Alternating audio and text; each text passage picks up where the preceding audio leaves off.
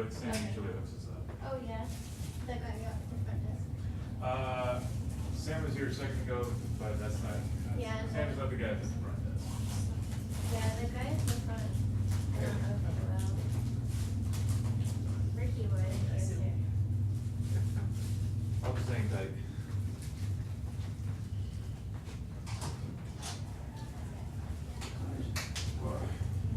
Hi. Hey.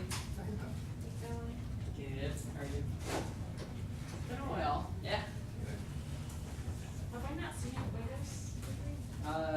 Yeah, I feel like I've been out of town for the past few of them. Do you have any questions? Oh, no. On the tech? Good. Yeah. Dad just came back from a week and a half of traveling. So, Yeah. I was traveling yeah, for fun. a little bit. Yeah. But then now it's like a month of travel. So. Before Thanksgiving.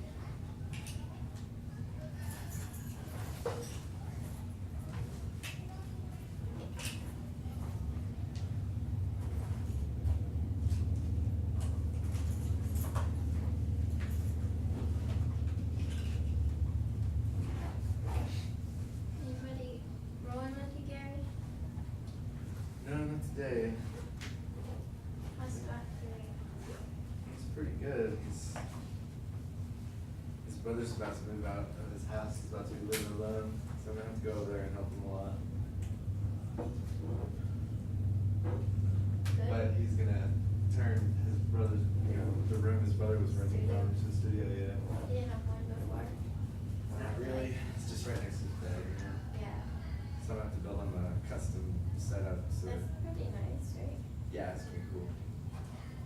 Has he been making music lately? Yeah, he just sent me a new track today. I haven't had a chance to listen to it yet. There's something going on. I don't know if our label's gonna be around for much longer. Really? I mean, the last thing we put out was in January, That's right. and the last record we put out was last year, so Yeah. we'll see. Part of the thing I was on for was, I got trained on A lot. Oh yeah. Yeah. Take them home. From home and stuff. So is that Like, I just, ER Triple or is Vision it has AR this money for Um, two of them. Really? They call Yeah. it For mixed read. lessons. okay? It's an MR thing. Yeah. It's one of those R's. So like, It's closer to AR. Okay.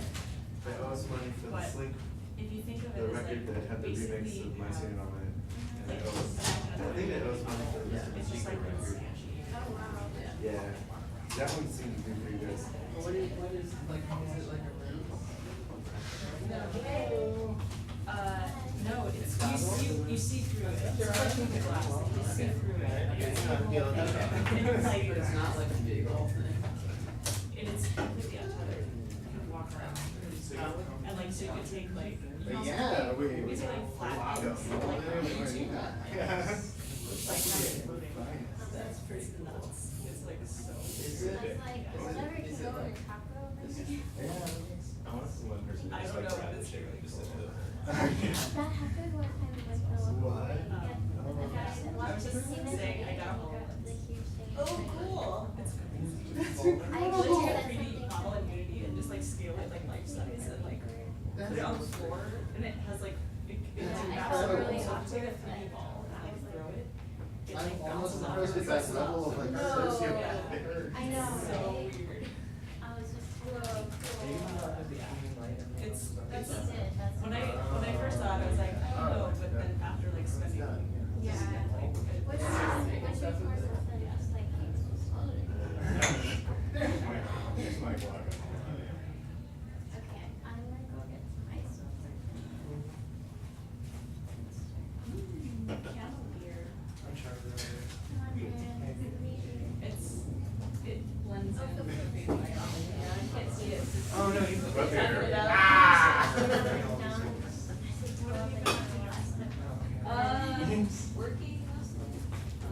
There's like really small projects. It's pretty good, like. Nice to meet you.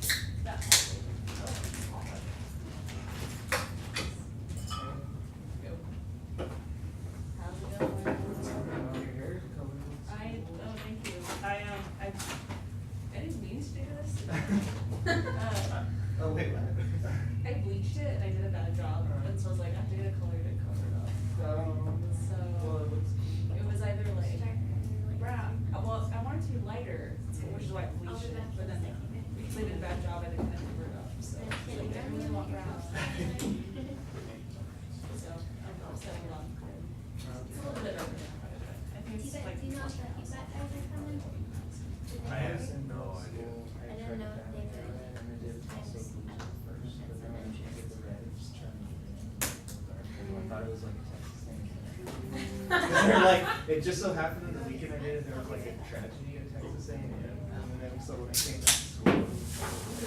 The bonfire? Yeah. Oh, yeah. 99 days. Yeah, that was it.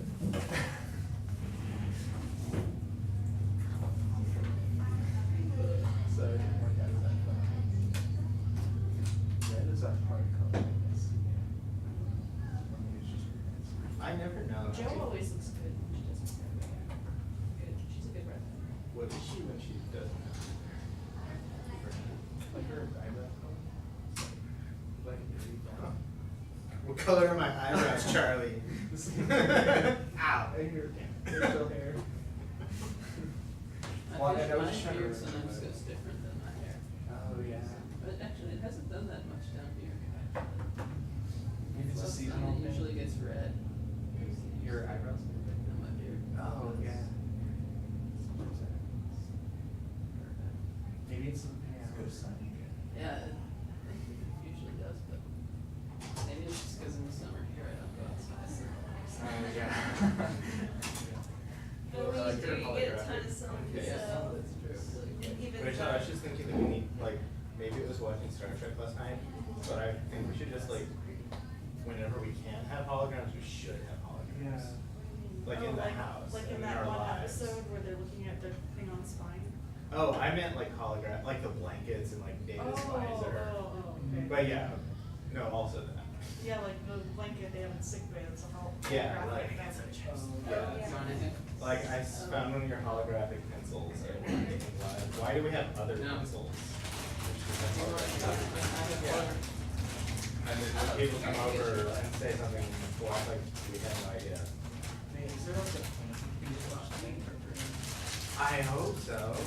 Holographic paint? Hey Siri, is there holographic paint?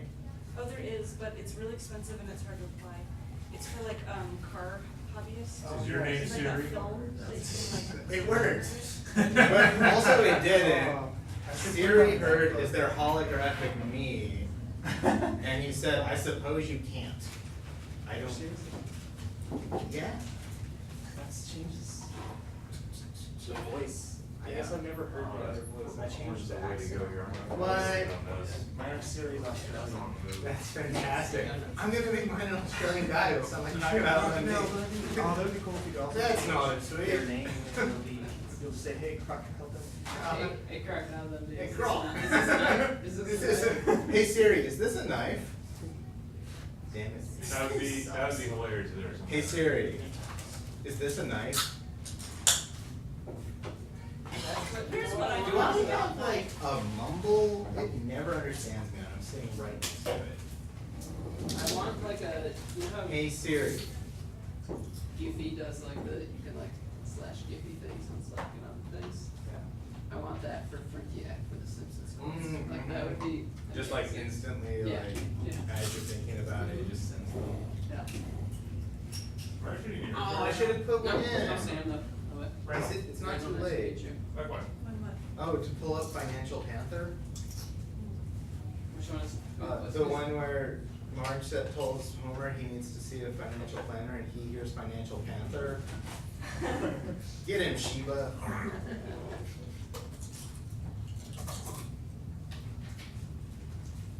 I just have a folder. Only That's work for nice. people who get that check.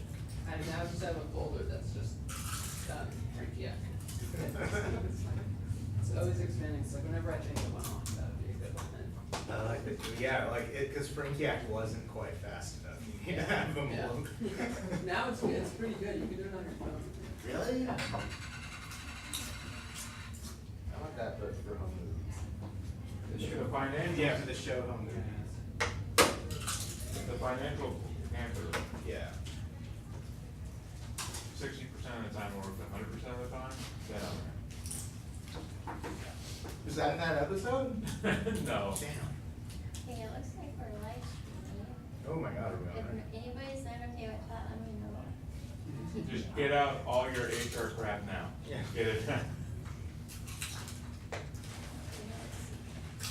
But don't say back gears, I just got some back gears. Or we We should. could, we'd have to No. turn that around. Let's, yeah, let's do like a show, everybody come on, come on, come on. I meant to bring a different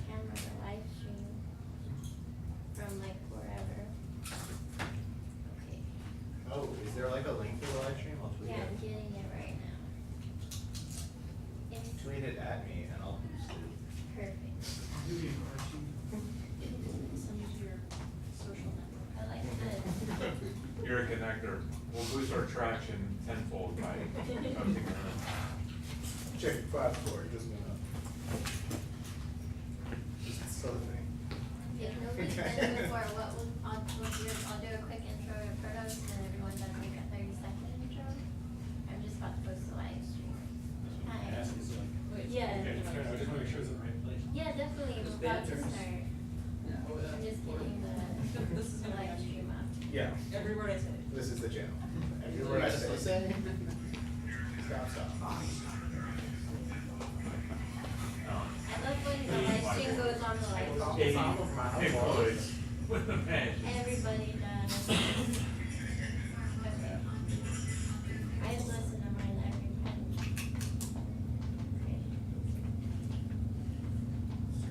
If I had it, you're like, hey, how you doing? But whenever I hear it play back, it's all, hey, what's up? It's like, oh, man. With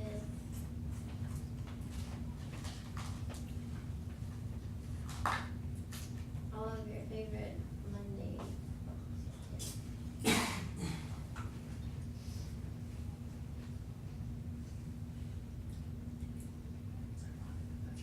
You know what?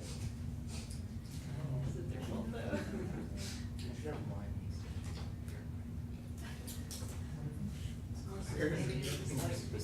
I'll put my beer in a glass. It's basically Sorry, I just didn't. What office? Stream up. Alright, good. Are you on your office yet? Or no, we're still in City Hall. There's like one place that we're trying to get, which The is timeline doesn't feel used to be like so. elementary school, and now it's moving to like council. I know. Pretty good. Yeah, so how did you? Thought, I'm like making my website, Like a couple of. and that's not, like, It says there's already. I'm not practiced at Sorry, that. I don't so have ice I'm cream. just building and, It's always my. I just like the gym sign up form, like the styling is all off, and it's like, what? Like, we're like, I'm working. So Yeah, I remember the stupid idea. So it's like a service bell, you know, one of those. Already? So every time I'm seeing it, like, it's a website. So it's things like email, like emails that are responded to, every time I respond to an email. You read, so this is a physical bell. And it maybe it has like, Like, so I didn't know like how many emails I responded to. like, oh, it counts up, or, It'd be like the thing at HEB when they get a donation for the food drive. Like a real Like a house. bell, you know, it's like that, but for emails. it should be like a little celebratory jingle. I think it's a great idea. Well, isn't the bell ringing the? It is, but you need to go bigger, like, just that sometimes the long. You should set off like a- Do an airplane. Airborne? Maybe it's like pressure sensitive, so like if you just respond to normal, like that's what it is, but if you like wrote an email that was really difficult. These really aren't very good pens. That's what. Markers. It kind of made it worse, didn't it? Let's find you a good film. Okay. Well, anyway. Hi guys. Welcome to class. We kind of get stragglers. I keep saying Stragglers, yeah, stragglers sorry. coming in throughout, so sometimes it gets a little slow at the beginning and busy at the end. But welcome. It's our part 5 of 5 this season. And usually we do performances and I would say a more mixture like parties, performances, things. And this year we really just done workshops, educational stuff, meetups, you know, kind of more informational style events. So I'm excited for you guys to be here today. The theme is opportunity with a talk from Lewis with money, and he'll introduce himself to you guys. And then I'll do a short talk on women in electronic music. Obviously, there's a lot to that, so I'll just cover a couple things. And then we'll do a cultural asset mapping. Are you guys familiar with that at all? No? Okay. Well, I'll explain it when we get to it, but it's basically kind of like seeing what creative assets there are in the city so that the city can be more helpful to artists, creatives, startups, people working in the creative realms. And I'll explain that a little bit more, but we'll do a discussion and interactive kind of group mapping thing. So I hope that's fun for everybody. Everyone looks like maybe that might not be the best thing tonight. But I promise you, it looks fun to me. It'll be good. And it's pretty. It's pretty. It's like nice to look at. So my mom was kind of making fun of me, so I was like, it's pretty. And she's like, well, what else is there to it? Like, it's just pretty. But anyways, I'm not on my best comic timing tonight, but I look forward to sharing this night with you guys. And what we do right now is just do like 30-second, 1-minute intros. 30 seconds actually goes by pretty quick. Just share why you're here, what you're interested in about art and tech or the media arts, or what interested you just about the talks that are gonna happen tonight. And then we'll go into Lewis's talk, and we'll do a Q&A, and my talk, a Q&A, and a discussion. So, anybody have any questions about Protos? Because I don't recognize a few of you.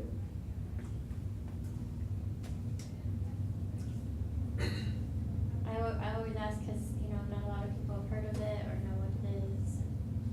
I don't know what it is. It's just, okay, so it's an electronic music and arts nonprofit. It's been around for about 4 years. Like I said, we were really focusing a lot on performances, like multimedia, interactive art, electronic music. At first we started out with primarily live electronic music, and then doing like 3D interactive stuff paired with that and commissions, and then sort of scaled back a little bit. And now we're sort of scaling up again. I always see that guy peek in here every time. And I'm like, you can come in. He never comes in though. Is it the guacamole guy? He's always just like, hi. Yeah, we sort of scaled back a little bit, and I've been experimenting with different formats every year, and that's exciting to me because to me that's kind of the nature of electronic music and art is experimentation. Sort of a core, to me it's sort of a core aspect of it. So I'm experimenting with the event formats, and also doing online stuff like a web series that'll get relaunched later this year. Doing digital artist features there'll be more starting later this month, and regular ones as well. We'll be launching an online educational series later this year, and then that'll go in person into underserved schools a couple times early next year if anyone's interested in being a part of that. And then there'll be a multimedia show, pretty large scale next year in the spring or summer. Yes, any questions? Anybody want some food or drinks? Okay, well, so we'll get started with the intros. Would you like to go ahead and? Sure. So what we do is unless you're super shy, I just request you come up here so people can see you. But if you don't want to, I totally understand. But at least they can see you and know who you are and can share if you're working on something. Totally feel free to shamelessly So this is live stream. Yeah. Why is everyone sitting back there? Near the snacks. Okay, so hey, I was here in Austin about 20 years ago, got my bachelor's degree, and didn't actually spend much time studying. What I actually spent a lot of time doing was studying the music library, reading about composition, and anyway, things worked out. I actually, had a pretty successful professional career, but I've always wanted to get back into electronic music. And when I moved back to Austin here, I saw the meetup and I thought, hey, it's great. So, by the way, my name is Demetrius. I'm sorry to say that. I forgot to say that. I'll come find out what you guys are doing and see if I can help. I've been a software engineer for about 20 years now. I've worked on a lot of stuff, and I've continued to have interest in arts plus technology. I'm taking cadenza courses right now. I don't know if you guys know cadenza. It's a combination of stuff with programming plus creative art. Like for example, using like deep learning to make visualizations or something like that. It's really kind of cool. Just finding, just want to kind of hook up with the community and find out what you guys are doing, if I can help out. Cool. Thank you. What was your name one more time? Demetrius. Demetrius. Thank you, Demetrius. I saw you on the meetup. Yeah. He was in Yeah, I'll go. You're a veteran right now. Yeah, one time. What's going on, everyone? I'm Randall. So I'm the chapter vice president of the Austin game developer community, and we've been trying to get more active media people into kind of what we're doing. We've got a lot going with AR and VR. Austin's kind of like one of the top developer cities in the world, actually. And honestly, this is kind of what I see. I see this unbelievable talent in music and programming. Art and programming, but we need to get more music people in, and that's what Protos is kind of all about. That's what the art and tech is kind of all about. So trying to really blend the communities and do something really awesome. I'd like to do like a game jam or hackathon or something down the line, but I don't know what that looks like just yet. What's the name of your group again? It's IGDA. Oh, you're okay. Okay, cool. Yeah, and then this is our awesome chapter. Thank you, Randall. By the way, if anyone needs internet, I'll just set this here. Who's next? Just go down there.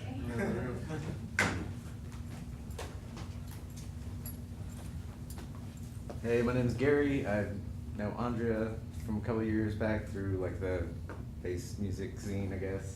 I used to throw like a monthly at Plush for about 3 years called Elevator Action. We do a physical label too, which has been kind of slow lately, but I don't know, yeah, I haven't made it out to any of these talks, and I promised her I would, so. Thanks for coming. Can I just sit here? If you don't want to be on the live stream, you're welcome. But it'll still hear you. Oh, that's fine. Okay. Yeah, I'm Jocelyn. I work in games, and I came because Liz invited me.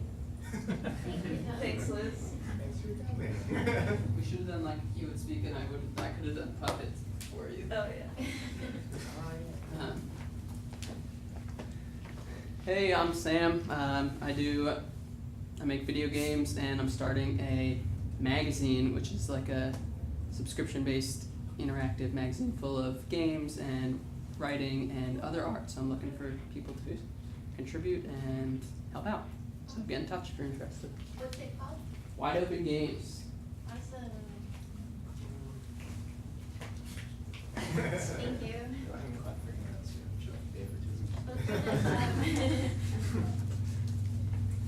Okay, I'm Charlie. I work for the city as a design, technology, and innovation fellow, and I also do like interactive. Like I have a background doing video game stuff, and I've been doing more kind of like interactive art and narrative projects.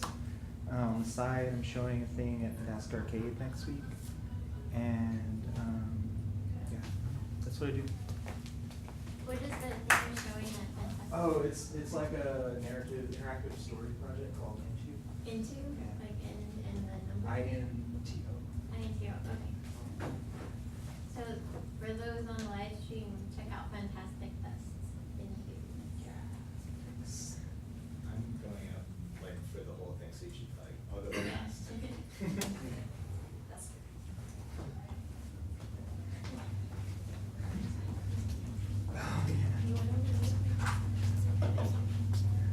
Hello, my name's Ray. I am I guess a game developer, sort of. I make games for the NES and like interactive art. I help run Juegos Rancheros, which is Austin's indie game collective, and we put on Fantastic Arcade, as well as like monthly events at the North Door. And I'm also a developer at Microsoft. If you have questions about that, come find me, I guess. Okay, bye. Thank you. And I guess that's me.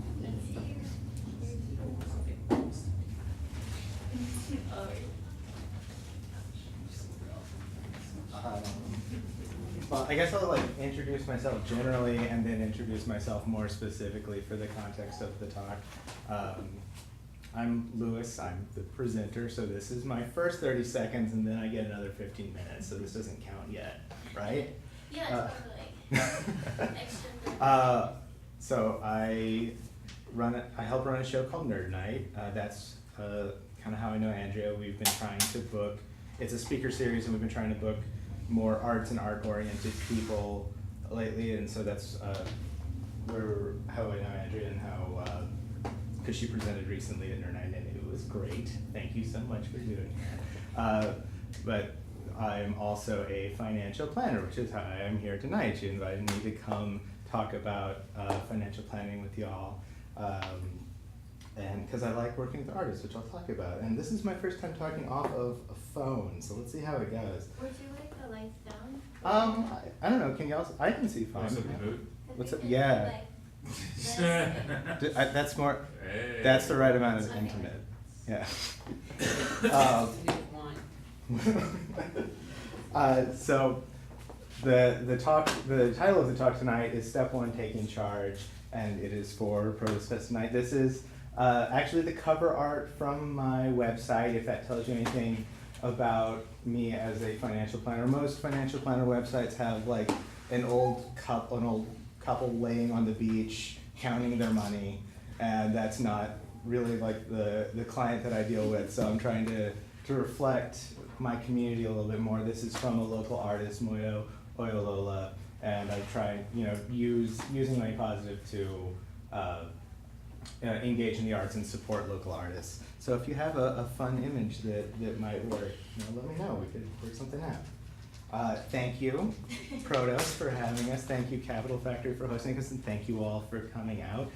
It's so nice to talk to a crowd. Usually I'm talking to one person at a time, so like talking to a group is just a real treat and a lot of fun, so thanks y'all. I think artists are really cool. I want to help artists focus on making art and putting their art out into the world instead of worrying about money. Most of us in the US are worried about money a good amount of the time. And if you're a freelancer, if you're an independent artist, or anybody, you're probably spending too much of your time worrying about money, and I really don't think you need to. Money is just another tool, and once you know how to use it, you don't have to worry. We'll get to the point where you don't worry about it any more than your other tool. If you're a painter, you don't worry about what your brushes are doing when you're not looking at them, and I don't think you should be worrying about your money either. And so that's here to help. I do work with a lot of artists. I do semi-regular roundtables at the Museum of Human Achievement. If you're affiliated with MOHA in any way, you'll get those invites. And we do a little roundtable, then we do one-on-ones. And I'm also more than happy to do one-on-ones with anybody, like a free hour over coffee sometime, just come talk to me. And really what I'm doing tonight is kind of just introducing some financial concepts. Like, you can spend years studying finance and still, be working on it.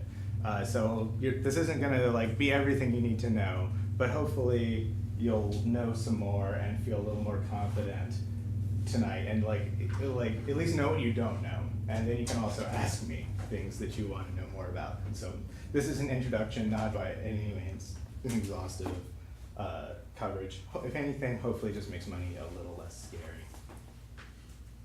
Do you click? There you go. Gave away the joke.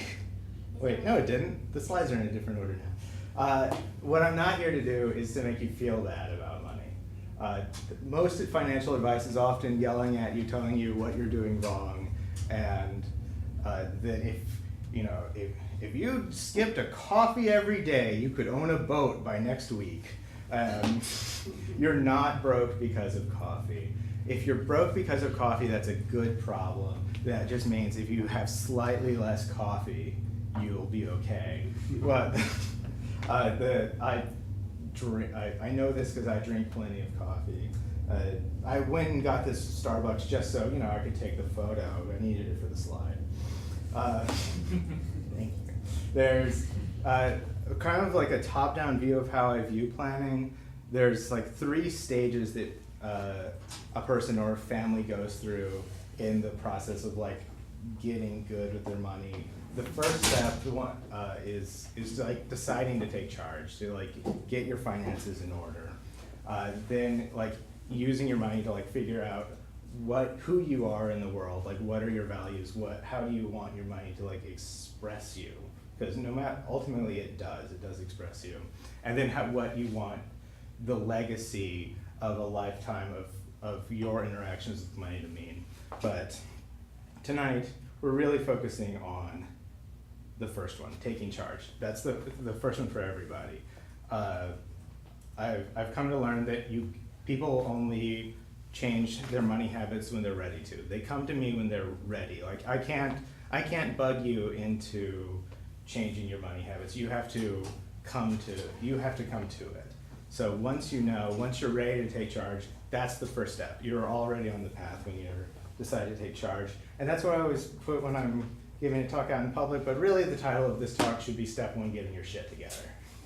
So that's what we're really gonna focus on tonight, like the basic steps about how to get your shit together so that you can stop worrying about money and start like climbing up that financial ladder.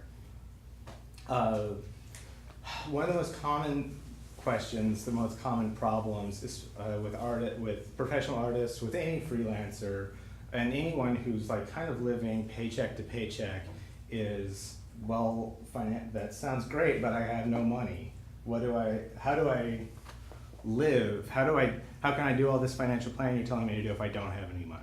So one of the first things you have to do is kind of like break that cycle of month to month. And what I try to do, if you haven't already made the leap into being a freelancer or professional artist, is like keeping the day job and accumulating get that money that's coming in from the art you're doing, let it accumulate for 6 months. And if you can live on 1/6 of that, maybe it's time to make the leap. If not, you need to ramp up.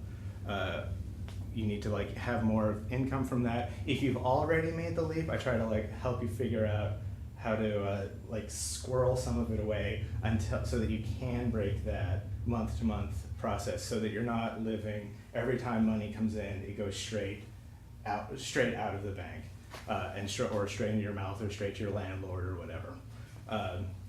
So getting that 6, I try to aim for 6 months, because that gives you a little runway of like seeing that your salary is going up or going down, and gives you time to make changes. But if you can't get to that 6 month, even 1 month is better than hand to mouth. So once you have that, a little bit of a handle of what your income looks like, understanding that every dollar breaks down into fulfilling 3 categories. This is true for everybody, even if you don't realize it, that money is either fulfilling a need, a want, or doing some sort of savings. And by need, I mean something that you have to spend money on, that you either legally have to spend it because there's some sort of contract, like if you have a 2-year phone plan, you have to pay that, you have to pay your rent, you have to pay your utilities, you have to have some basic human dignity, so like eating some food is part of that need. Wants I try is everything that you just literally want to do, the things that keep you sane. A lot of people try to like come up with like the equivalent of a starvation diet, like I just won't spend money this month. And what ends up happening is you snap after a day and a half and order everything on your Amazon wish list, because screw it.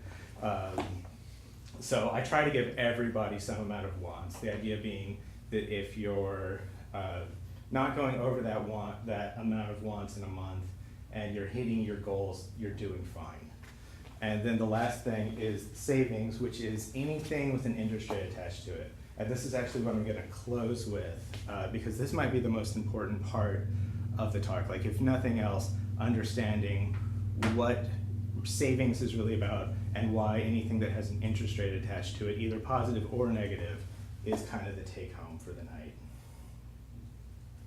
So needs, wants, and savings is kind of a philosophy, but it's also, when I work with people, it's an actual real thing. I don't know how well you can see this, but what I try to do in that whole thing about making it so that you're not worrying about it is I try to automate it as much as possible. Like, wrap your brain around it, understand how much money you really have, and then automate it. So like, you get that 1/6, you deposit it. This is what I actually do for my clients. This is like a thing that would be in action items I would give you. Gets deposited, and then all of your bills get paid out of that. So you know you're not missing anything. You automate all of that, and these are actual accounts. This is a real account where the salary goes into, and then all of your bills, all the regular things, even if it's like your Spotify, that, you know, $10 a month, that happens automatically. Everything comes out of that, and then a fixed amount goes to savings, which, when I say savings, again, I mean anything with an interest rate attached to it, debt, building the emergency fund, and retirement investments, all of which either have or functionally have a interest rate attached to them. And then the discretionary account, that's the one that like you actually live off of. And like I said, if you can get everything going and have this all built up, ideally, all you'll need to do is look at that one, this is the money I have for the month. If I don't go over this, I'm in good shape. If I let it save up, I can do bigger things and do them guilt-free, because this is your money. This is your money later, and this is all the money that's obligated. This is other people's money, unfortunately. But depending on how well you control that one, so when I said it's not coffee, usually this is the problem. You have, 60, 70, 80% of your income already obligated before you made it. And that's usually because of like healthcare bills, student loans, things that maybe you don't have any control over. So it's not the $3 coffee, it's the $200 payment that you're going to be making for the next 20 years. So I try to like help people identify all those things, bring them down wherever possible, and then adjust around that. And then gain some sanity by knowing like this is really my money, I can use it, and I'm hitting all my goals. And I can, if you message me, I can send you this. I'll put the slides up on the website, and you can just download this and have it for yourself, or come talk to me, and I can help you figure it out, because that's what I do. And screenshot the live stream. Also that, hi. So as I was saying, if you learn nothing else, I want you to walk away knowing a little bit more about compounding. Let me grab something out of my bag, a very important prop that I hope I remember to bring, because it's so important.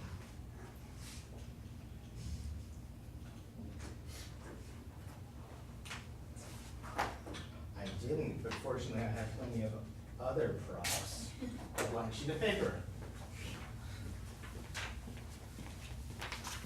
Okay, so when I say compounding, I mean anything where growth grows on top of growth, or loss loses underneath loss. So if I had $100 at the bank with a 5% interest rate every year, at the end of the year I have $105. But then 5% of that, $111, I'm rounding. Then on top of that, $120, and so on and so on and so on. It's not just $5 over and over and over again. It starts to grow on top of itself, and it grows exponentially. The bad thing is negative interest rates, like credit card debt, whatever, does the same thing, but in a negative way. So if you're in a hole, the hole just keeps getting deeper and deeper. So often, people are worried about, I'm not paying into my IRA, which if you don't, we're not going to cover IRAs tonight. But if you want to know what that is, we'll talk later. So this is what, not knowing compounding is what screws people, because they don't understand like the long-term effect that it's going to have on them. And the thing is that humans just don't understand compounding. We're not biologically equipped for it. We think very linearly, we think very short term, and this is the stuff that over the course of a lifetime will shape your financial future. And that's why I go back to automation, because computers understand it, because someone in a moment of clarity taught the computer how to do it, and then you just automatically do it forever. And to illustrate that people don't understand compounding, I have a little demonstration. If you've heard this example, don't shout it out. Just give me a little wink of understanding. All right, you have a piece of paper. You fold it. It just compounded 100%. You fold it again. Twice. It just compounded 100% again, and again, and again, and again. Imagine that I was able to fold it 42 times. I want y'all to tell me how tall that folded piece of paper would be. Someone just yell out stop whenever it gets to the point where you think it would be. Here? Wait, what's it? If I folded the piece of paper 42 times, how tall is that piece of paper after 42 folds? Oh. Like, is it this tall? Is it this tall? Yeah. About here? Yeah. Thanks, thank you. Not quite. Is it this tall maybe? I'm about 5'9", 5'10", maybe that. Seems a little tall. It would go from the Earth to the moon. If you could fold a piece of paper 42 times. Two of you. Yeah, at least. At least. I'm not that strong. So that just illustrates our human brains do not understand. We don't think logarithmically. We don't understand compounding. That's why we let computers do it. That's why we automate it as much as possible. If you could fold it like 103 times, it would be bigger than the universe. So just keep folding paper. If I was smarter, I would have made a paper stacks reference, but I'm not. So if nothing else, walk away knowing a little bit more about compounding, and you're already ahead of like 99% of people. One last point I want to make is I try to encourage everybody, no matter where you are in the planning process, to be doing a little bit of giving, a little bit of like self-exploration about who you are and what you want your money to say about you, because how you use your money either just makes you a consumer or an active person in the world. So I try to encourage people to give like some percentage of their wants money every month to whatever cause. It doesn't need to be a charity. It could be a friend. It could be anything that you want to support. It's even better if you work with your partner or your family every month to do it together. Money Positive plants a redwood tree for every client as kind of a symbolic gesture to show that money isn't the only form of investment. Investing is any time we do something where the payoff will be even bigger later down the road. So planting a tiny sapling today could create a redwood forest that will last for centuries. So I encourage everyone to participate in philanthropy in some way. If you want to do some self-study, I highly recommend this book, All You're Worth. I have a copy with me tonight if you want to peruse it. It's by Senator Elizabeth Warren and Amelia Warren Tiagi. It was the first book that got me inspired and starts to studying finance. And even after all the classes, all the books I've read, this is probably still the most influential one. If you want to do some self-study, I highly recommend checking out this book. And that's it. I'll be around. If you wanted, I would love to meet with you all, learn more about you, do one-on-ones sometime. All my stuff's up there. We have some time for one-on-ones later tonight if you want. Oh, yeah. Usually meet for like an hour or so, Oh, okay. But if someone wants to squeeze one in. Several hours? Yeah, let's see, there's I'm 10 just kidding. people here. Here all night, no problem.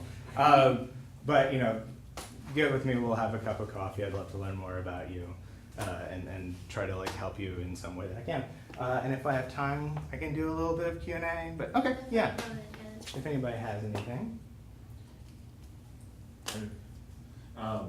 For artists and musicians, anyone that's kind of looking to start, if they have an online presence and they start their first business bank account, what steps do you usually see people miss at the very beginning when starting that process? Usually, people don't make a separate business account. They'll end up using their own personal account, and then their business life and their personal life will get very mixed. So it will make it hard to know how much money you're really making. It could, if you're being good and filing your taxes, it'll make it hard to file to file your taxes. And so what I try to encourage people to do when they are setting out on a new project, if it is its own like entity, to make a separate bank account. You can open a bank account with the name of your organization with just your social security number. You don't have to go and form an LLC for everything. Eventually you might want to make some sort of business entity, but you can open a bank account for like Lewis Weil Art so that people can give checks to that entity instead of to me, so it looks a little more official and it helps you organize your income a little better. And that goes back to the thing where I try to encourage people, if they're especially about to make the leap, go ahead and make that separate business account.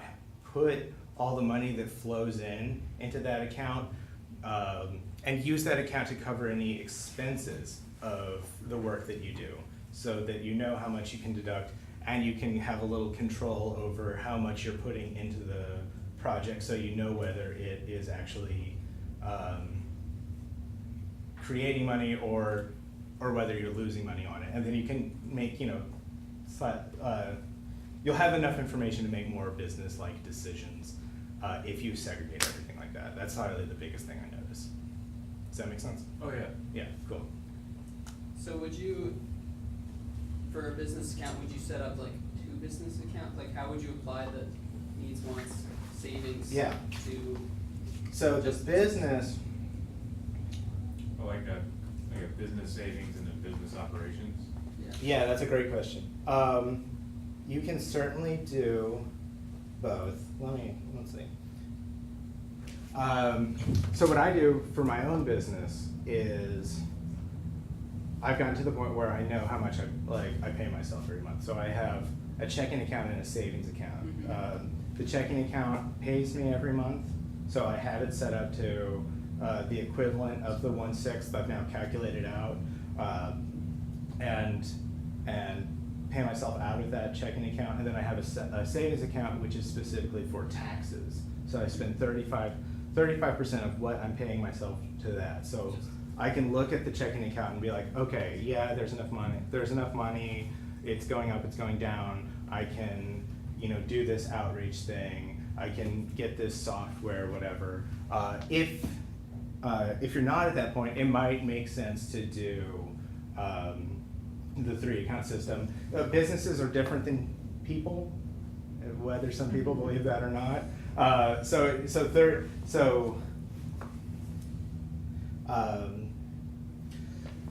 if the same breakdown might not make sense for the business, but you can decide as the business person, I'm going to set aside 20% of my income, of my inflows, to reinvest in the company. And if it helps, yeah, set up 2 checking accounts and a 3rd savings account, one that's for paying you, one that's for other projects, and then one that's for savings. And so like the needs account is now paying all the like vendors. The discretionary account is paying yourself, because you get to decide how much you make within reason. And then the savings account is to make sure that you always have enough to pay the taxes at every quarter.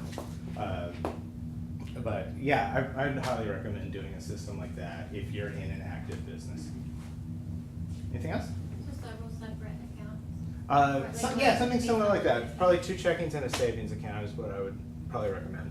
One that's like the business's money, one that's the money that's eventually going to come to you, and then one that's the taxes, so that you can make sure you set aside your taxes.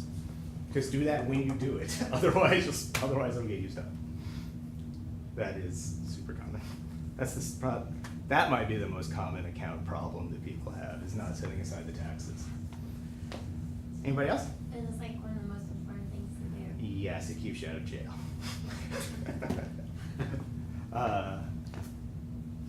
If there's nothing else, thank you all so much, and message me later. And it was a real pleasure.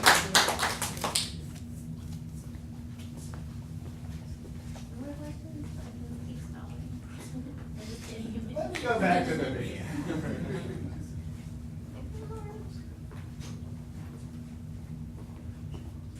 Thank you, Liz. I think you might have to turn off yours. Yep. Yes, fine. Thank you. Louis was talking about money and opportunity and how you're, you know, the thing about how we think linear, and I'm sort of gonna be bringing in some ideas about how that's sort of changing a little bit with, sort of proposing some new ideas about how things are changing in the world and balancing linear and nonlinear. And doing that through the topic of women in electronic music. Has anyone heard of female pressure?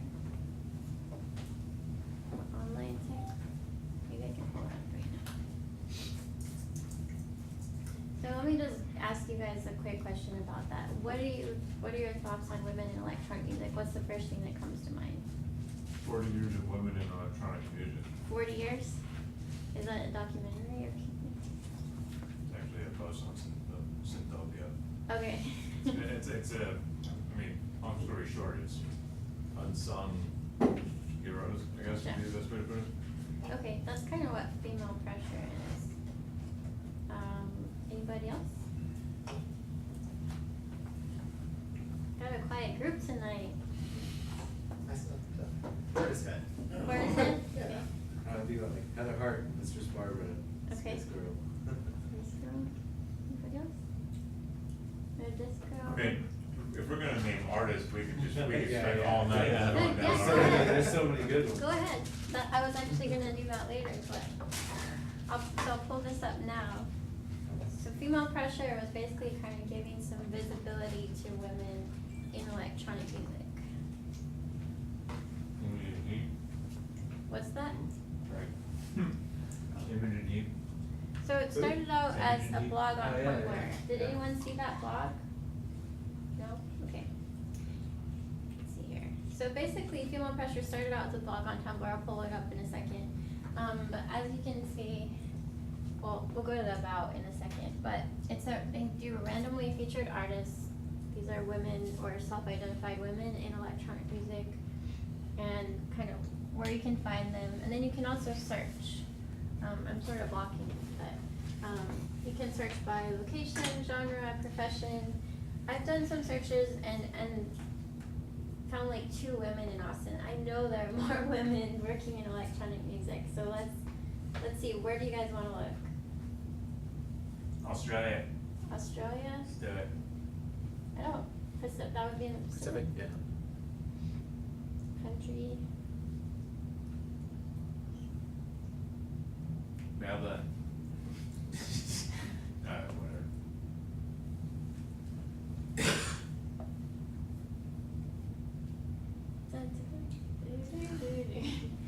Anyways, there we go. Okay. We've got a few, quite a few. As you can see, that identifies what they do, style, whether they're a visual artist, live performer, label owner, songwriter. Wait, what was that Chicks on Speed? I don't know. Wait, let's scroll down. Did I see that right? Yeah. Chicks on Speed. I'm checking that There you shit go. out right Well, now. there were these girls that were here the other night that call themselves the Digital Witches. It's all about electronic music and digital art. They're from Mexico, and their stuff's pretty cool actually. But yeah, Chicks on Speed, dancehall, dub, tech, all kinds of stuff, graphic design. So even if you're not an electronic musician, you can still be a part of electronic music. So there we go. So this started out, let's go back. This started out just sort of giving visibility to women. It's an international network of, can you guys read that? Yeah. You can, okay. It's an international network, female artists in the fields of electronic music, digital art, like I said earlier. Founded by a woman named Electric Indigo. Musicians, composers, DJs, visual artists. And the question was, why are so few women active in electronic music? And some people are saying, well, they are actually there. We are here. There's just a lack of visibility around it. Okay. I hate that new iOS thing. Are you guys good with that yet? Figure that out. So there's a lot of kind of controversy right now about like people are saying, well, the women aren't there, so we can't book them, and it's like, well, no, they are there, you just have to kind of know what to look for, and also, like, actually be looking. And women, there's also an issue of women getting credit for things as well, and this is not just electronic music. Maybe you disagree, but the numbers say this is what's going on. So, and it's also a pay inequity as well. Okay, this is not working very well. All right, so there's some press releases about just different things. Events where you can find women working in electronic music in different areas. So I would say check this out if you get a chance. It also goes into blogs and things like that. I like the Nerd Girls, her story. And the Pink Noises Archive, that's also another thing. Okay, so there's a lot of history, or her story in there is what some people call it. I would check it out if you're interested. So the reason why I got interested in this is just because when I started out with electronic music, I was just a fan, just like most people are when they start out in electronic music. It's like, hey, I like this, what is this? And for me, I really didn't know what I was doing with it. I just was like, this sounds great, feels great to be here in this dance hall, you know, like what else is there? So I went online, you know, as a kid that grew up in the 80s and 90s, I was like, I'm gonna go online and find stuff. So what I could find were dub plates. And the early forums where there was Rinse FM and Sub FM. That's not what I'm looking for. So Rinse FM, Sub FM, these online radio stations and forums and chat rooms where you can talk with people all around the world. There were a lot of women in these chat rooms. There were a lot of women DJs, and it was basically like a good balance of men and women. It wasn't like just all men, although there were a lot of men. So this right here is Sub FM. If you've never been on there, I would suggest checking it out. I think, Gary, you have a radio show on there sometimes, right? We used to. You used to? Okay. A lot of my friends... Miss Rags still in there, right? Who? Miss Rags? She's still in there, I right? don't know. But there's tons of great things to listen to on there, as well as Rinse FM. Let's see here. So where was I going with this? So I'm sort of proposing this idea that we're basically rebalancing, and that it's not an issue that there's a lack of women, but it's just there's visibility and credit and recognition going on. So this has been going on for a long time. So my presentation for Nerd Night was on the history of underground electronic music. And I talked about underground sort of being the spirit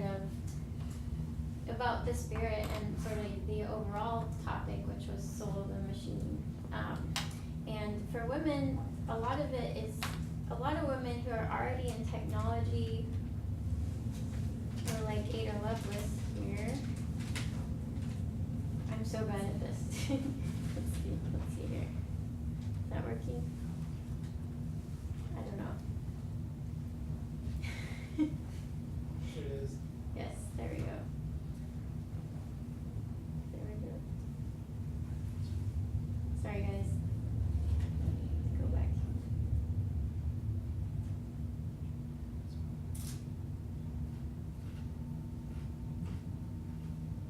How did you get that to go all the way up? Do you remember?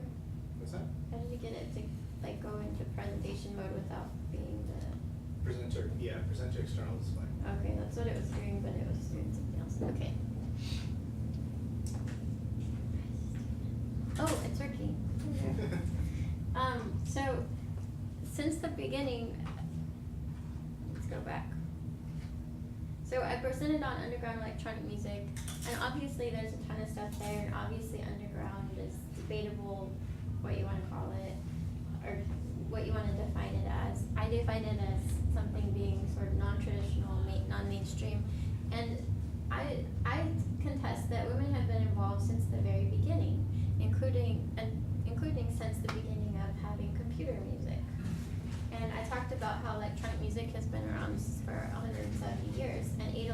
was one of the first, if not the first, person to experiment with electronic and computer music. One thing that I also propose is that there's a rebalancing going on of feminine and masculine now that that there's an emergence of visual art and music coming together, as well as men and women and different aspects of masculinity and femininity coming into play. So I'm still kind of developing these ideas, so they're not super refined right now, so thanks for bearing with me on this. But my proposal is that we're coming into a new era, and that there's an emergence of a new era of rebalancing of the masculine and feminine, and that has to do with the visual arts coming more into play with music, and also with women not necessarily getting more involved with computers, because we have been, but just becoming more visible and also getting a little bit more credit for doing work and getting more motivated to do it. So since the beginning, we've had women involved. Ada Lovelace was one.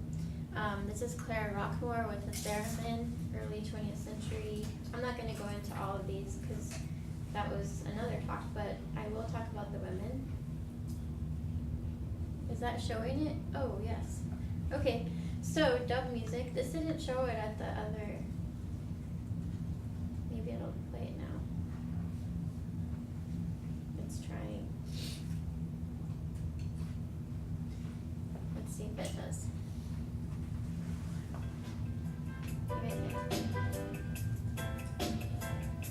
This is Josh Shaka. This is the early days of dancehall dub reggae. And I was talking about how there's an MC, a DJ, a selector, and sound system. Now, there weren't a whole lot of women involved except for dancing, but there were. I thought that was that guy again. But women were coming into play as MCs, and some of the most famous dub MCs are women. So that was a place where women could get involved through poetry and sort of becoming more involved through vocally, basically.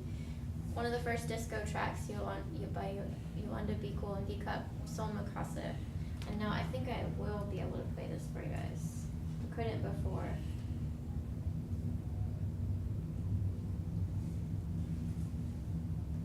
Play that in a minute. Okay. So, and with the disco era, we had a lot of vocalists and women becoming involved. We also had women and the queer community coming together to basically have safe spaces through disco. This is the wrong, don't look at this. Forbidden Planet was a woman, but her name was Bibi Barron. Wendy Carlos actually did Clockwork Orange, Shining, Tron. She worked with the Moog. She's openly transgender in the 70s. And we have other women like Lori Spiegel. I went into those we didn't have a lot of time to go into them. But one woman who's influenced me a lot since around 2004, 2005 is a radio DJ. A lot of women got their start in electronic music through magazines, photography, DJing on the radio, and it was a place where women could actually have a professional role in the scene without having to kind of be seen as a groupie or hang, just because of the culture. It's really not conducive to women being involved without being kind of seen in a derogatory way. So radio DJ Marianne Hobbs was a wonderful influence for the revival of dub, and she sort of spread that through BBC Radio 1 and then went on XFM and now is back. So that was that talk that I did at Nerd Night. There's more to that. But sort of just proposing new ideas about women in electronic music and how the role of women today has sort of evolved into a new place, I think, where women feel a little bit more comfortable getting involved as developers, as doing music for games. I don't know how much experience you have with that, Randall, but there's a lot of controversy going around with lots of different gender roles. I don't know if I'm sure you're familiar with Gamergate, but those kind of things do happen, and what I'm proposing is that we look at things in a new way and we sort of try to see that there is a gender rebalancing happening and that men are bringing feminine things to the table, women are bringing masculine things to the table. It doesn't always have to be so kind of rigid in the way that we see these roles. It can be more fluid. You're coming in. Hi, how's it going? And I think that different eras of women's movements have sort of pointed to this, including the punk era. And if you look at the Pink Noise, the book and blog, there's scholarships around the topic of women in electronic music, and them taking issue with how a lot of the magazines and things covering this and scholarship around women in electronic music give the impression that women are rarely present, that we're not part of sound and art culture, these sound art cultures, and that we haven't made significant contributions to the field when we really have, and since the beginning. And also that the restrictions that might be assumed that we have in the field, we may not actually have as many restrictions, because personally I found that in electronic music I've been able to do whatever I wanted, and it was a field where I could just go in and say I'm gonna do this or I'm gonna do that.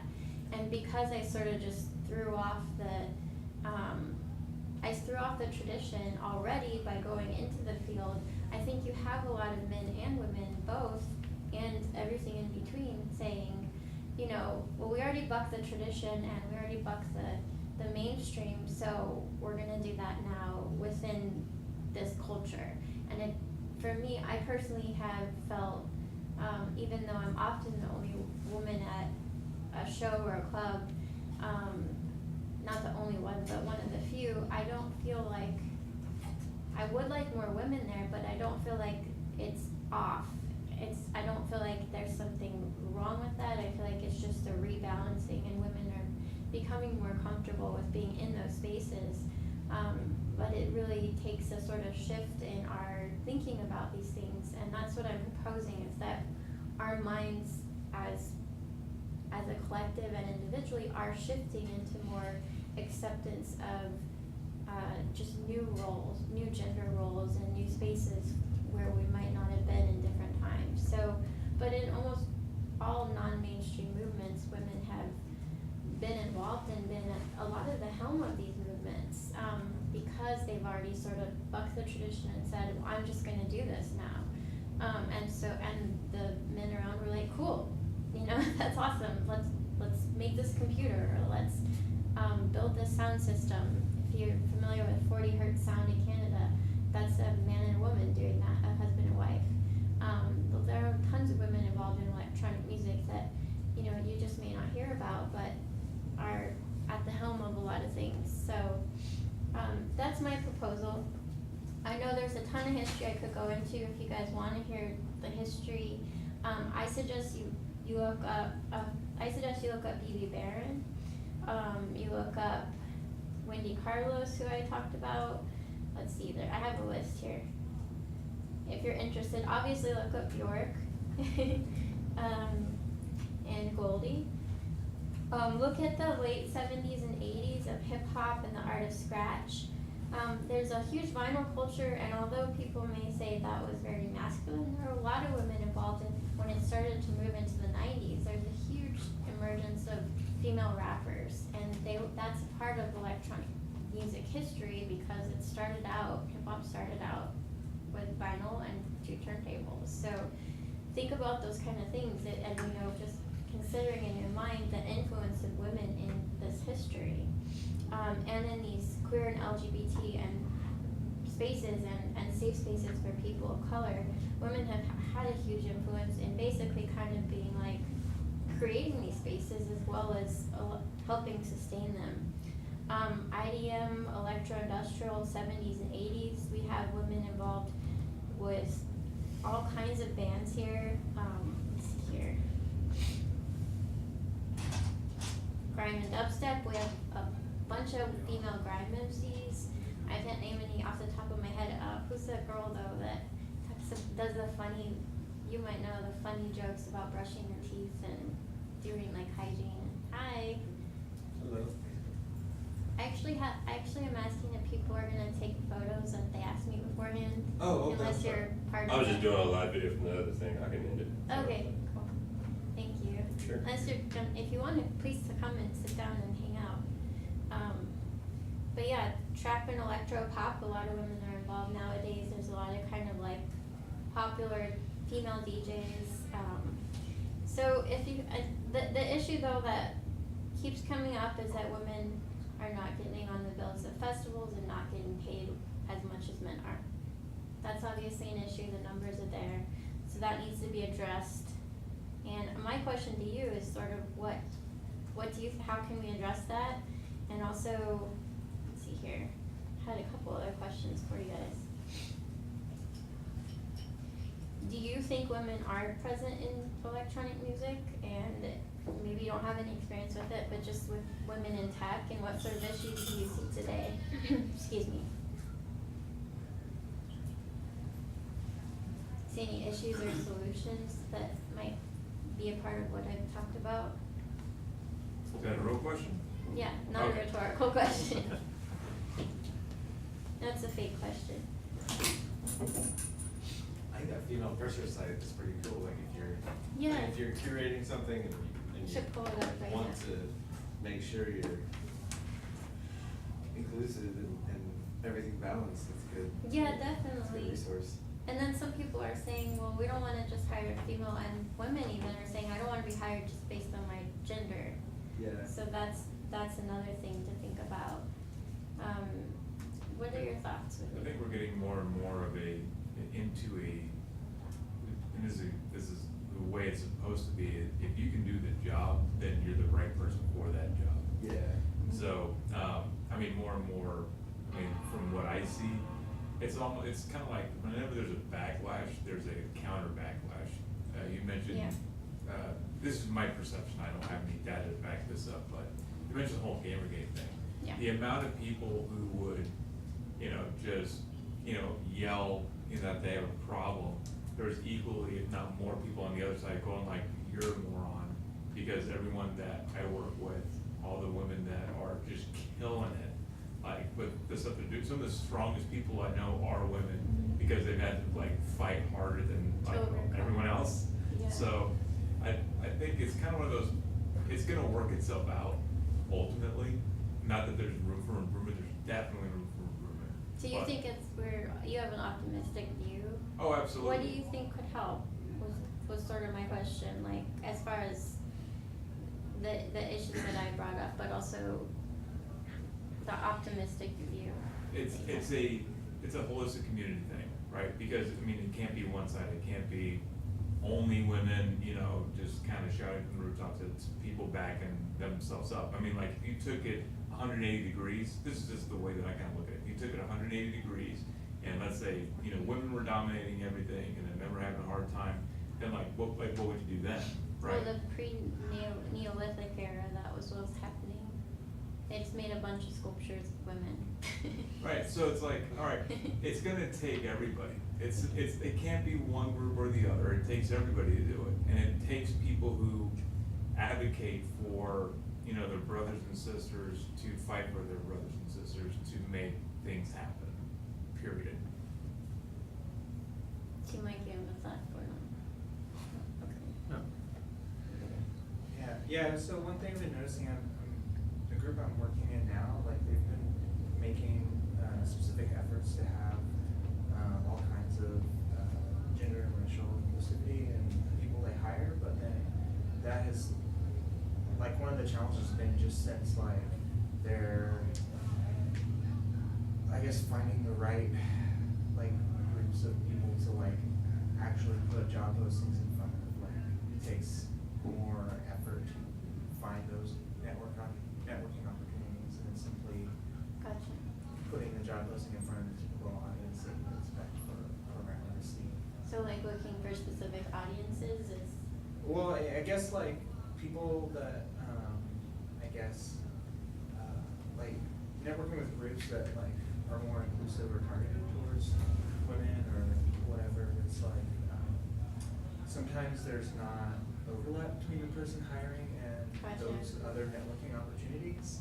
and sometimes that takes a lot of effort to kind of bridge the gap, Gotcha. and get those people talking to each other. So something that, thanks for bringing that up about bridging the gap. That was something I hoped to bring up was a lot of the women in history and electronic music history were bridging gaps by basically kind of creating their own opportunities and being entrepreneurs before that word was kind of such a buzzword. And if you see women like, pretty much all of the women in my research from the beginning were basically kind of entrepreneurs and did startups because they were like, well, I don't have an opportunity, so I'm going to create one. And sort of the mindset was like creating your own opportunity. And I think that can be not just for women, but for men and whatever you identify with, your gender, you know, non-genderized sort of mindset. I think that can help a lot of people overcome certain societal obstacles by thinking, you know, well, I don't have this opportunity, so I'm going to create it. Or this thing isn't happening, this thing I want to build, so I'm going to build it, or experiment. And there's so much experimentation with these women. So many of these women were such inventors and innovators. They just were like, you know, well, these guys aren't giving me the tools, so I'm going to go find my own tools or build my own tools. I have two ideas for ways to make things better. My first one would be, and I think they are kind of equally powerful for men and women. One is to like question the idea of meritocracy, that the best stuff will rise to the top, and it doesn't. We can be like gender blind or colorblind, and just judge something based on the merit of the work. Because often so questioning the merit of the work is still that's like a gender decision that happens. So I could make something that's really great with like ponies and unicorns, and maybe the like literary critic at the New York Times doesn't think that it's very sophisticated, right? So sometimes like our ideas of what is meritorious are based on gender ideas that we haven't really even explored. And so like I would just say like question what is merit, and like what are the different forms of artistic merit that something can have. And sometimes our own judgment of what is good, like what is good music, for example, can be gendered in ways that we don't realize. So then I think the second thing too would be something that I find has been really successful in tech events is if you are invited to go to a conference or a festival and you don't see the kind of diversity that your values reflect, decline to participate. What's that girl on Twitter that did that? Ghost something or other. There's a girl who just did that on Twitter with a festival and was like, I'm not going to do this festival because there's not enough women, or a man had harassed her or something, or done something wrong. She sort of spoke out about it, and there's a lot of backlash. But exactly what you're talking about was like just not supporting the festival and encouraging other people not to. And so I find that really hard, but I do that, but I find it really hard because there's like literally no women at any of these festivals or on these lineups, and if they are, they're acceptable women, you know, that they look nice, they fit that mold of what is kind of the gender mold. So I'm sort of with you and saying like, let's explore these ideas of what is right or wrong, and what's, you know, what entitles merit. Yeah, I think expanding on questioning meritocracy, but it has to be, like if you're in a privileged position, you have to be questioning almost everything.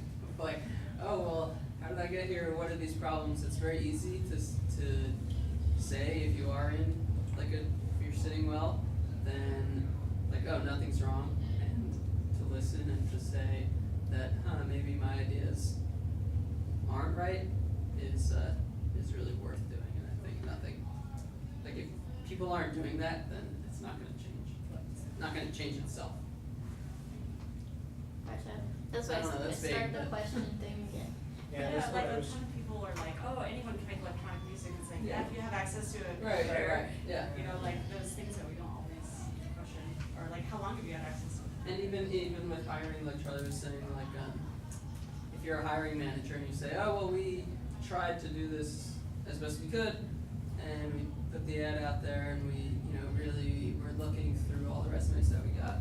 Like if you're not questioning your practices of, oh, where do we put this, and how could we do it better?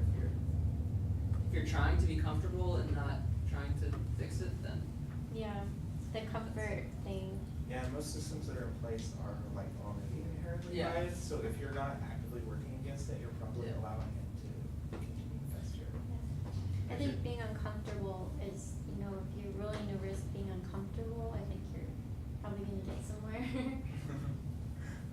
No matter what you do. See, so kind of to your point over there, seen this with a couple of panels where, let's see,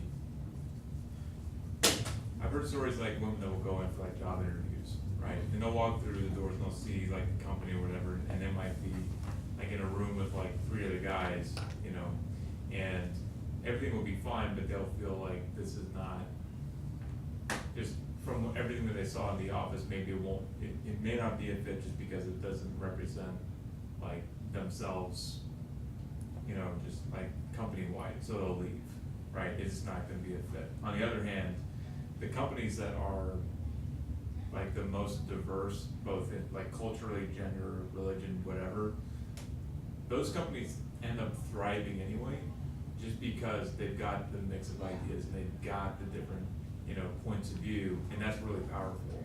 So, like, if that works business-wise, like, forget politics, gender, race, all that, but just like, if you just think business, if you're gonna be more successful by having more ideas, by having different points of view, that's a good thing. And if, you know, if we apply that to, say, electronic music, like music as a whole, if the culture is gonna be stuck in, like, a one-sided mind, like, way of thinking, then it's gonna stay there, right? The more diverse that it can be, the better idea, like, the more ideas you're gonna get, and the, you know, with the natural more, well, better stuff that you're gonna be able to get out of it. Yeah.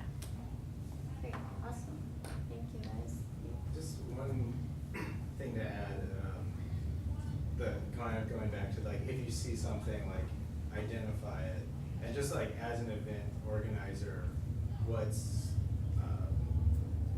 been effective for us at Nerd Night is if you see something that's that could be fixed, let the people know directly. Like before you go to Twitter and say like, this show is shitty in this way, Yeah. message the people and let them know. Like when Like we have a first started Nerd conversation. Night, what's that? Like have a conversation. Yeah, first. when we first started Nerd Night, we didn't realize that we weren't booking any women. And so Yeah. someone told us and we started booking more women, and then now, like the majority, well, we didn't have any volunteers, but once we started getting women on stage, women started volunteering. Yeah.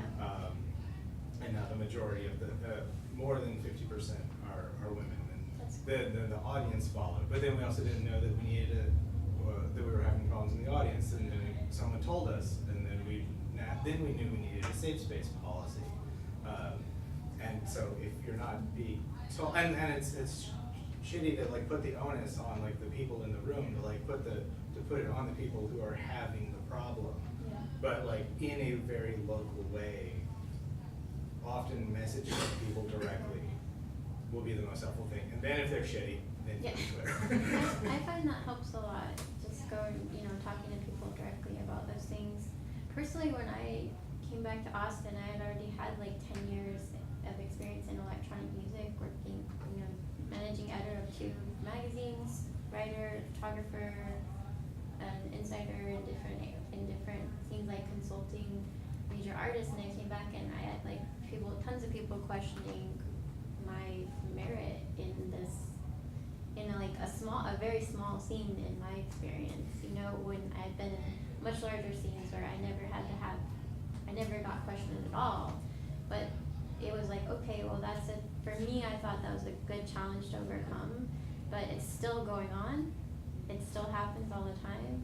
I mean, it happens at least once a week where I have to deal with something related to that, and I'm like, okay, how do I want to deal with this? And usually first it's private, and then it's like, okay, let me go on a Twitter subtweet. I'm just kidding.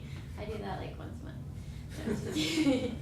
No, but I mean, they're real issues in my experience, and I deal with them constantly, and I don't know, you know, there's 2 other women in the room, so maybe, you know, if you feel like you want to speak up, feel free, or if you guys know women who do, but I'm just interested in kind of personally like the evolution of how where we're gonna go next, and for me, I think it's changing our mindsets they kind of be open to new ideas, different ideas, point of views, but also for me personally, being willing to see how, you know, how other people are coming to this situation. Like you're saying, like you didn't even know that that was going on. And most of the time in my experience, someone doesn't know that they're being biased about these things. So talking and having a conversation really helps. I find most of the time. Sometimes it doesn't. And that's when you just go kick a wall. Just kidding. On Twitter. Just kidding. On Twitter. Anyway, yeah, on Twitter. Facebook Live. If you see me like doing a lot of subtweets, it's probably about that. No, anyways, I just like to have these conversations because I think they're important. Another thing that I think is really helpful that I found being a woman in electronic music is that other women are interested in coming to the events or being involved or reaching out.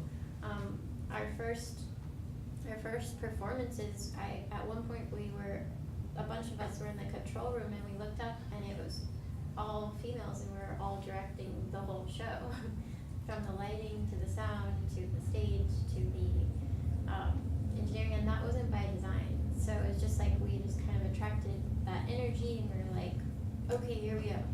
So I think, you know, there's a blessing to that too. And it's not always a bad thing being a woman in that way. So, you know, I don't mind it. But that's it for now. I know it's not a super refined talk or idea, but I'm sort of developing these ideas that we're kind of rebalancing and shifting paradigms right now. Is there anyone in Austin that you want to like be a little loose that we should all know about? There's a girl named Erin. She blends. She's a good DJ. I used to book Sharari a lot.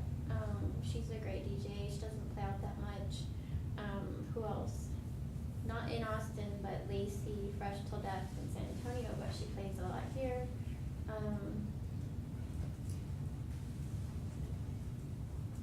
Trying to think who else. There's a house DJ, I don't know her name, but she DJs at Ethics, and I think she's kind of short like me, and she's apparently really good. I haven't seen her yet, but I've heard. America? What's that? Erica? Goes by America? Is that her?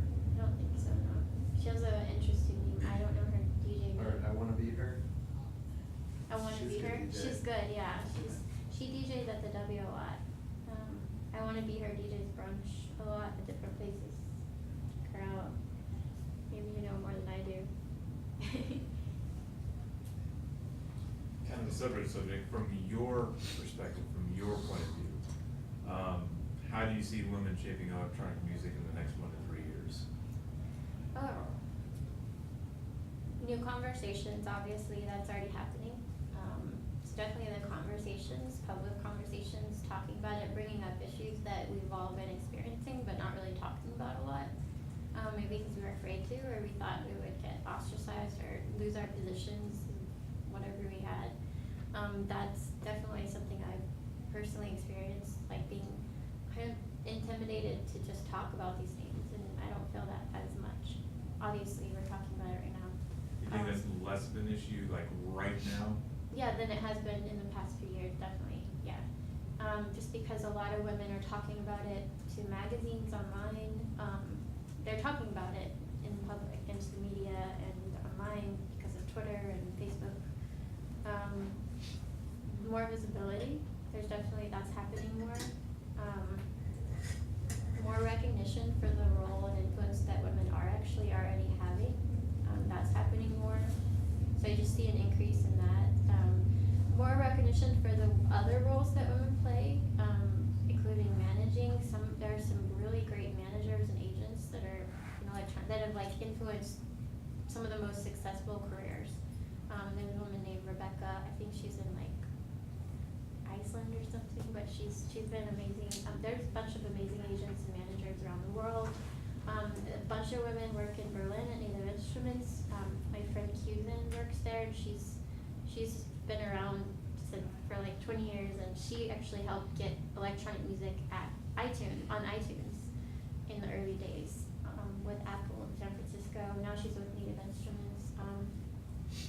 So more recognition of women who really influenced the history and what we know electronic music is today.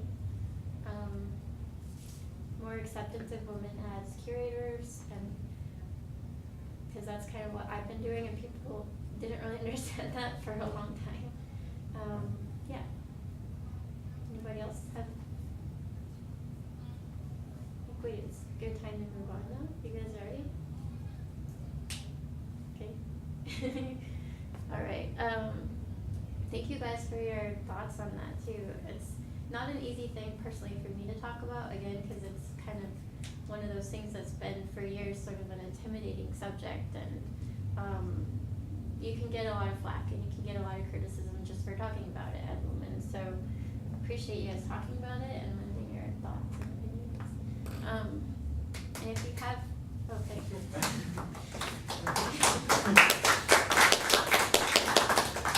If you have other thoughts, please feel free to email or talk to me about them. I'd love to hear, because I'm developing, new ideas and writing different courses right now. So, mapping. Anybody know what cultural mapping is? You guys said no earlier, right? Okay, cultural mapping, as far as the city of Austin goes, is for the purposes of this, it's basically just identifying creative and cultural assets. And let me give you a handout for that. And if you feel free to take a break or stop. There's food and stuff, courtesy of Money Positive over here. If you missed this talk, check it out. Talk to them. Okay, so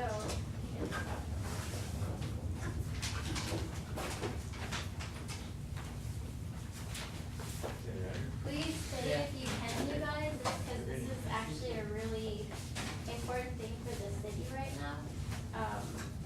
This is a short survey period. It's called CAMP. It's a cultural asset mapping project. And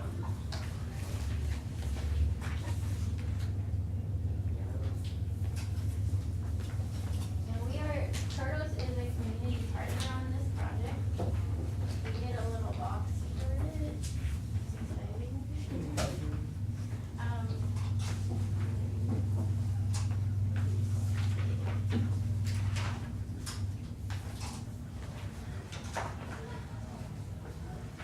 Alright, so I don't think we have time to go into deep discussion